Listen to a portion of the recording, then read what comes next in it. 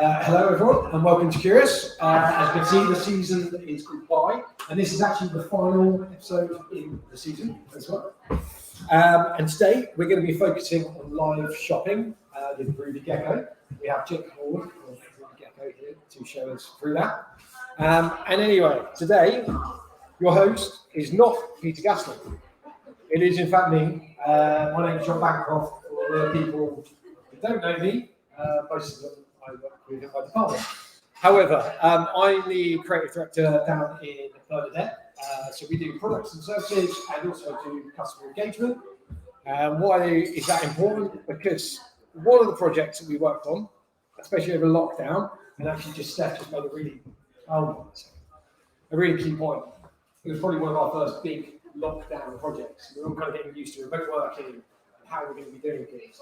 But what we wanted to do for Cabaret was create a Secret Santa, but bring it online. We wanted to keep the magic of Christmas flowing, basically getting people to engage in it in such a sad time. But we could create a platform. We can create shopping, ads or anything to click through to. What we actually needed was some help and support from the third party who understood actually live streaming and also the performance aspect of it. I'm not going to go into the project too in depth, but this is the kind of thing we were doing on it. But I'm going to leave that over to Jake to do. And so one thing as well on their website that I thought was really, really important. Groovy Gecko adds value to live events for streaming. We're doing flexible tools on top of streaming technology so brands can interact with their audience. On Secret Santa, that's exactly what happened. It's all about the interaction with your audience. It's not about just producing the best bit of tech. And I think it's really important that companies are actually looking into this. But enough from me. I'm going to hand over. Thank you, John. Everyone hear me okay? Yeah, great. Hello, everybody on the line. So, a very quick introduction to us. So, Groovy Gecko has been around since 1999. So, we've been streaming for 23 years this year. That has always kind of put us on the very cutting edge of what can be done with the tech, and that's where we aim to stay. So, the business breaks down into three trunks. We deliver really big video platforms for people. So that's people like Next and GHD, who develop a lot of content. People like the UK Parliament, who produce a lot of live content. The second part of the business is about corporate streaming, so that's based on our own platform. And the third part is what we call social streaming, which encapsulates shoppable live as well. We come from that background with 8 years ago, before Facebook Live existed, we built a tech that did that on Twitter and Facebook, which meant that we got to work with them and develop content and tools with them going forward. So sometimes we get to pilot new things like shoppable live, and sometimes we get to develop things that simply make things more interactive. So everyone has some nice client testimonials, so I feel compelled to show those, to show we're nice people and we work with good people. But let's talk about shoppable live. So I think the first thing to do is actually show the people in the room who haven't seen one, what one looks like. So this is from YouTube. This was in middle of November. This is Gordon Ramsay with a cook-along talking about basically products and pans and things like that. And just to talk people through what kind of happens here. You have Gordon responding to the comments, showing you a recipe. And up here on the top left, on the top right for people who are watching online, you have the product he's referring to. So that's clickable. It takes you through to the particular brand's website where you can buy that product. And if you kind of want to see everything that's going to be talked about, you simply click on View Products, and everything appears on the right and on the synchronized. So that's what we're fundamentally talking about when we're talking about shoppable live. And pretty much that is very similar across all of the platforms I'm going to talk about. But I suppose the big question is why? Why would you bother? Why now? So to give you a nice stat, in China, the market for total shoppable live is going to be about $480 billion US this year.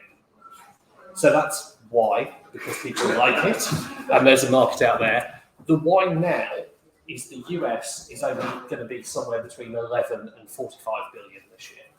This is new. The US is behind China, and we are behind the US, as is the whole of Europe. Most of the pilots that are happening on social platforms at the moment are happening in the UK. TikTok's launched, Twitter is looking for people to pilot with them, YouTube is coming, Facebook is likely to come before the end of the year. So it's an opportunity here to really be the first mover on this. And in Europe, here are a few brands who are already doing it. So JD Sports, Lego, Marks and Spencer's, they're all trying different approaches, different platforms. Netflix is even trying it. I bet only about half the people here even knew Netflix had a shop. Because it was news to me when I was looking into it about a month ago. There's a whole section of the Netflix site where you can buy really expensive figures, models, Squid Game t-shirts. Yeah, and they're even pushing that. So they've actually done they actually have a whole Bridgerton makeup range they've just launched. So I want to talk about how we kind of got here with a couple of examples and touch on the Cadbury's example as well. So this is something we did for Tesco recently, and I think it's about this idea of building tools on top of social to engage customers, and this is a light touch push to purchase. So this is a live competition run before Easter. It's got a competition mechanic, so you can enter to try and open that shed that is from the Tesco ad, if anybody's seen it, and that shed is full of Easter eggs. So people use a hashtag on Twitter and engage with it, and they are able to be educated about the Tesco range of Easter egg products and have a chance of winning it.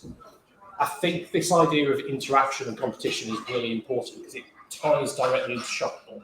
How do I make this worth viewing when it comes to something like Shoppable when I don't want it to be QVC as a brand? Nothing wrong with QVC, they make a lot of money each year, but how do I make it more brand relevant? Give you an example of how you can engage. This was live for 4 hours. There were 1.7 million views, 1.45 million unique users. They consumed a year's worth of content, and we saw a massive increase on the landing page for Easter for Tesco. So that is a really light touch. It's competition driving people into shop on the site. And then we kind of take the next step into interaction and Shoppable, and John touched on Cadbury. So this was an ability to take the Secret Santa idea, which was a rolling roadshow that went around shopping centres and cities, and turn it into something truly digital. So this was the ability to register. For the 12 days we ran live, once you'd registered, you could drop into the queue at any time. The queue was kept nice and short, and once you got to the front of the queue, it was like you were in the post office in the real world. It was a one-to-one chat with someone behind the counter to pick the chocolate and send it to the person you like. There was a digital component where you could use some e-commerce on it. You could also drop out the queue and leave video messages as well. And then, so that's sort of the FMCG end of using that, but also other brands are using it for much more kind of intimate one-to-one pitches. So this is a project using very similar tech for Tiffany. This is where their high net worth individuals were not going into the Bond Street store, were not spending, what I'm told is hundreds of thousands of pounds on their Christmas presents. So this was aimed at 250 people. They book an appointment, they'd be put through to the Bond Street store where they can see all the products, and they would talk directly with their account manager because they all have one. So again, that ability to engage with a few people or many, this kind of tech works for both, and it's very successful. I won't say how much the first item on Tiffany went for, but I wish I'd taken a percentage and not charged them for it. So then I want to talk about where we are now on the social platforms as well. What we've got currently in the UK, what's coming, and the interesting kind of things that apply across the board. So Facebook and Instagram have launched Shoppable Live in the US. This is a great example of doing something small and piloting it well behind me. This is for Petco, who are a pet sort of product and fashion brand in the US. They did a live fashion show with 7 dogs who needed to be adopted. Big success story, all 7 were adopted.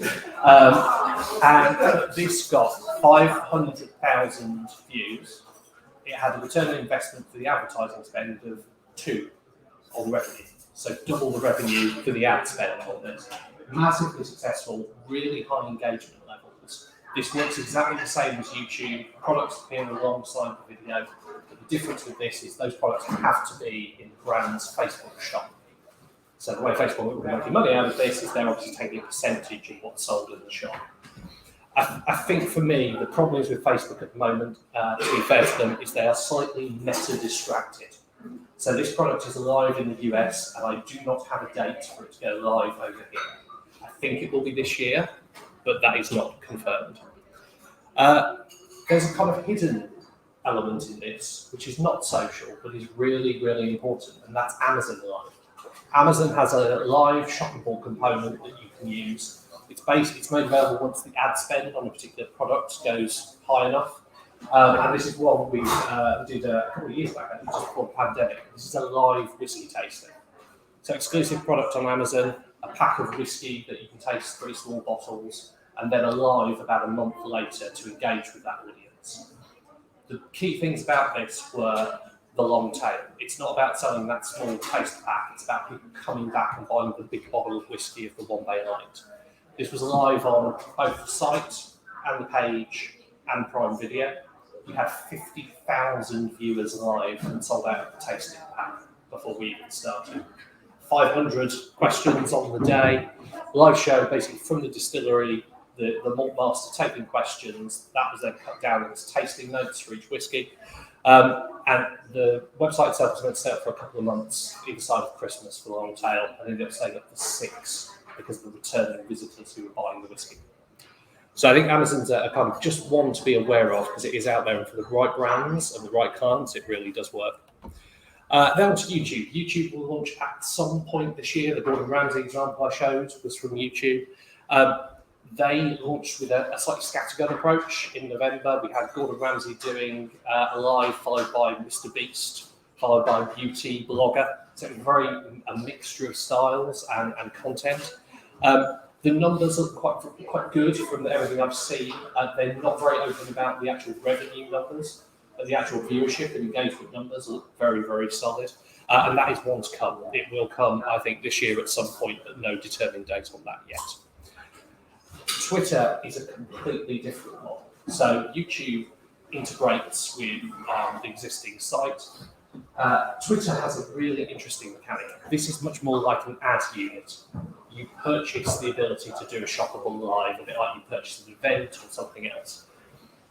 What's really interesting about this is it integrates much more tightly than some of the others with the user journey, with the e-commerce of the brand. So that means that there is a level of trust there because it is a familiar user journey. And that seems to suggest that they get a much bigger spend per unit. So I was having a conversation with Twitter and they said you're unlikely to buy your new Samsung S22 Ultra from us. That's probably a bit too expensive. But what you are like to buy is your mum's next mobile phone at £300 or £400. So there's a level of trust being able to sell quite an expensive product. And this is a really interesting format. They go very much lifestyle magazine program. These all feel a bit like This Morning. They can take in several verticals. And that's then over to about what really matters and helps about the style of which we do these in. TikTok is here. I think you had a TikTok speaker in before me a couple of weeks ago. I think TikTok is really interesting. They are generating a lot of revenue in China. It is very influence focused. It is very much an influencer style rather than a brand style. And I think a lot of brands I've been talking to are struggling with that managing. How do I make something on TikTok that feels authentic, but actually sells some product and feels like the brand, something I want to stand behind? TikTok are also not very forthcoming with numbers. One of their favourite stats is users are 1.4 times more likely to buy a product on TikTok than somewhere else. But how many of their users are there and how many of them actually buying anything is all a bit of a black box at the moment. But I think there is definitely a perception amongst the brands I've been talking to and piloted on there that the cost of what they're selling is considerably lower than something like Twitter. So it's tens of pounds, not hundreds of pounds. And then finally, there's all these, and there are many of them, these are just a cross-section. All these platforms you can use to sell on a brand's own site, embedded in their own site. And I think these are really interesting. For a lot of brands, social is difficult, and controlling the user journey is kind of key. And so we're seeing a whole range of these brands come in, and a lot of high street brands in the UK are beginning to talk to these platforms and begin to pilot. I'm working with a client at the moment who's a major high street brand who has an aspiration to build a facility so they can do 1 live a week in the summer and will be up to 3 lives a week by Christmas. And I think that's really key, is this idea of like having complete control over the user journey and everything else. One of the most interesting ones up here is the 4 O's there, which you can say oo or oo. They're actually an app, and they are basically described as TikTok live shoppable only. That's how the app looks, and that's where people like JD Sports have a regular weekly show, Lego have a weekly show, and they're just in the middle of pivoting technology. So they'll continue with the app, but they'll also make it available for people's sites, and that has various gamification mechanics in there, which I think is one of the things that we think is really important. It's not just about pitching your product, it's about how do you make the value pitch to the user that this is worth their time. If I'm going to watch live, it's about sale prices, it's about information, it's about interactivity, it's about how we can drive that kind of relationship going on. So, why and why now?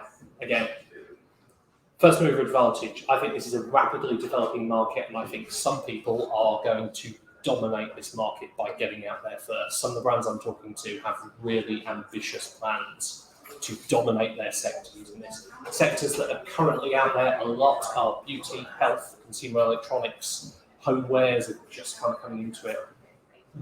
Vast number of the alcohol brands are looking at the various platforms and working out what their offering is on there as well. Pilot is the key on this. So almost all the pilots we've seen and worked on have been profitable. So this is about finding something of a smallish scale that you can do the level of reliability and prove a return on investment, and then take the data and iterate on that idea. And I think that's really important. An educational shoppable has unseen sort of or unperceived advantages. So if you are educational about your products, and that can be everything from the piece of tech you're selling to who would look good in this dress, it reduces the number of returns by 50%. And this is across the board, almost in all of the platforms I speak to. And in some cases, that has paid for the cost of a pilot alone. I was talking to one brand, and they have a little red going out on a Saturday night dress, and the return rate is 1 in 5 when they sell it, because everybody tries to have it, goes, yeah, it's not really me. So they actually had a show where all they did was they kept re-showing the red dress with different types of people wearing it, different body shapes, different sizes, short, tall, and they reduced that from 1 in 10 to 1 in 5, and that additional sales literally paid for the show, and everything else was just a bonus on that. So I think the next questions for brands are, how do you create something on brand? This is a really important question for me. We are working on a lot of formats that try to find balance with something that is influencer-led, authentic to those influencers, that has enough control over it to be something that brand would put its name to. And I think having those kind of mechanics, which you can kind of adapt to any type of show, is really, really important, because it's finding something that feels editorially right for these brands. And yeah, that will sometimes be a mixture of pure influencer feeds, it will sometimes be a mixture of very high-end production combined together in something that gives a whole program of activity. How do I attract an audience? This is, again, social is an obvious way to go on this. For those brands who are looking at using their own site, some of them have a distinct advantage. One of the brands I'm working with has several million people who just are on their site every single week. Amazon, for example, has a big ambient audience who are just literally people looking for deals. So it's very important to consider how I'm going to pull these in. And again, what is the value proposition? Why do I need to watch this live? Things like Oo and other platforms offer discounts that only last the length of the live. So therefore, there is an imperative to buy and watch now and buy now. And that's really important in considerations. And where should the live be? That's really about where the strength of your audience is, where you engage with them most, and where they engage with you most. It's great for doing something on TikTok. If your average viewing time is 5 seconds, unlikely to watch it live. So I think there's a deeper dive into what the data tells you about what your most popular social platforms are when you're looking at this. Where's the highest engagement? It might be smaller audience, as Instagram sometimes is, but much more engaged audience. And so it's very important to kind of drive those things forward. And generally, experiment, pilot, try, learn, try again. Thank you very much.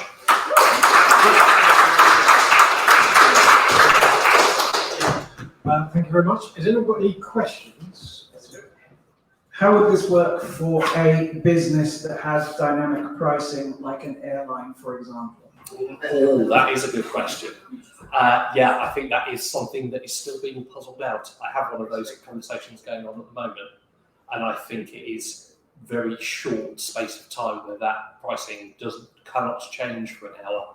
I had a conversation with someone the other day who said, I can't keep it the same for an hour, I can keep it the same for 30 minutes. Okay, the show is 30 minutes long. So yeah, I think that's exactly it. I think you just have to build in some kind of dynamic in the program that allows you to do fixed price for a short period of time. That's a cool question. The scale and the difference, the range of brands that you've mentioned today that work well for live shopping is pretty mad. You know, you've got sort of fashion, food retail, tech platforms. Who doesn't it work for? Who do you not think it's a good idea to get into live shopping? I think it's kind of focused on those core platforms. It's focused on beauty and consumer electronics and homewares and things like that. I think we will, and those all seem to be pretty successful. I think it's the brands who haven't quite stepped in. I think some of those possibly won't work. I think alcohol brands are really keen to get in, but because of all the age gating and delivery, that could be massively problematic, I think, for them. Just for, not so much that it won't work, just for the headline in the Daily Mail that says 8-year-olds order 4 bottles of vodka via TikTok, which I can literally see on the front page. So I think there's some that are problematic. I think some of the more interesting ones are either not direct sales, which there'll be lots of experiments on this, or intangible products. So things like tickets, cinema tickets, concert tickets, things like that, I think is the next step. That lots of brands who want to talk about how that could work, lots of the film studios, but also about the really expensive products. So interestingly, Twitter has sold a lot of property through Twitter live shopping. But people obviously don't buy a flat from that live shop. What they do is they book their appointment to go see, or they test drive the car. And I think that will be a real test of how good the technology is to see if those sort of sales funnels can be created and worthwhile. But Twitter has been, in the US, immensely successful at selling property. They're talking about over here, when pricing comes in for the units, the pricing for property units will be significantly higher than every other product. So that's millions of pounds on the deal. You talked a lot, obviously, about working with big brands. Yes. Now, obviously, as well, we're on platforms such as YouTube, you've got influencers who've got their own merch, or you could be launching a new brand, beers or something like that. Now, is it something that could be integrated now, or is the expense and sort of barrier to entry too high for that kind of level? Or that's an interesting question. I think it goes back to doing something within your means. I think it is doable now. You just have to be very careful about how you produce and create that. So I think almost it's due for pretty much any brand. I think YouTube is going to make some moves around making everybody being able to make all their streams shoppable. So you, me, that video of when you were at London Zoo 6 months ago with one of the kids, and you can go buy London Zoo tickets. Here's the link. I think that's going to come in the short term, probably this year. So I think they're going to do more about also the on-demand shoppable as well as shoppable. YouTube are investing a vast amount of money in this. They've cancelled a load of their original content to push the money into shoppable live. So they see this as a massive play to increase revenue. second question. Well, I mean, a lot of people, a lot of brands do one-offs, but when it's say JD Sporting every week, do they see numbers go up or down, or is it, like a podcast, like you release 2 or 3 that average, the more you do, the more kind of viewership you get, you find you do more and keep the same kind of pattern. There is an increase in viewers? Yeah, generally the ones I've seen that are running consistent series, so like JD Sports who have one, I think it's 2 a week shortly, they seem to grow, they seem to have consistent, gradually growing numbers on each of those. And they obviously have certain times of day they seem to do them, so they become almost like an appointment to view, I think. So they kind of track the audience going, it's a JD show. And the new app, which they're on predominantly, notifies you as soon as someone you follow goes online, goes live. So once you've watched one, you get notified about every one after that, and that seems to help our audience as well. Okay, I think we're sort of basically out of time. Just like to say thank you for coming in. That was really lovely talk. Absolute pleasure working with you on the Cadbury Secret Santa as well. You've got the magic of Christmas, kept it alive for that year. But no, it really is kind of really nice experience to be working with someone like this as well. And just remembering the core bit is the audience at the end of it. You're not just creating a shopping app. Like you said, it's not just QVC, it's that engagement with the audience to make sure you're really engaging with them. I think whatever we're doing, we should make sure we're doing. Yeah, thank you all very much. Thank you.